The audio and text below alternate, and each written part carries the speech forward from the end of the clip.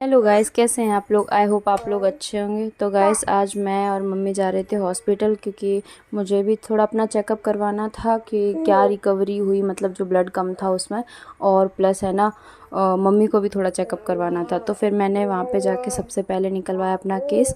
आज बहुत भीड़ थी क्योंकि आज मंडे था, तो इसकी वजह से बहुत भीड़ थी, बहुत मतलब बहुत।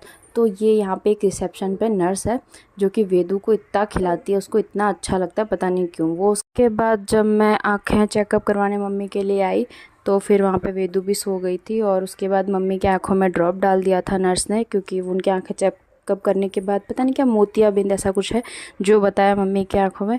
फिर ड्रॉप डालने के बाद तब तक वेदू भी जग गई थी।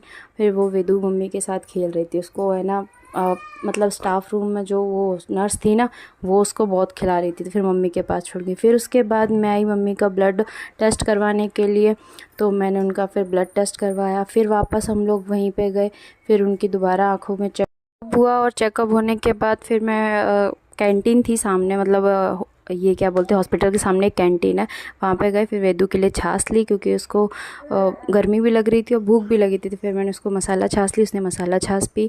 और उसके बाद तब तक मैंने ऊबर भी बुक कर दिया था। और ऊबर आने के बाद फिर हम लोग घर के लिए निकल गए थे। और हमने ऑटो बुक किया था, क्योंकि फिर हम 3 लोग थे, मम्मी और मैं, वेदू। लेकिन उसके बाद हमने ऑटो बुक करके बहुत बड़ी गलती कर ली थी, क्योंकि बहुत गर्मी लग रही थी। हमने सोचा इससे अच्छा हम कार बुक कर लेते तो ज़्यादा बेटर रहता, पर क्योंकि हमको नहीं पता था इतनी गर्मी लगेगी, तो हम लोगों ने ऑटो बुक किया। फिर उसके बाद हम लोग आ गए अपने घर पे। और रास्ते में वेदू भी सो गई थी, उसको सोते सोते घर पे लेके आए। मैंने कहा बेटा थोड़ी देर और सो। फिर वेदू भी सो गई थी और फिर हम लोग घर पहुंच गए थे। ओके गाइस, मिलते हैं नेक्स्ट ब्लॉग में। Bye bye, Radhe Radhe.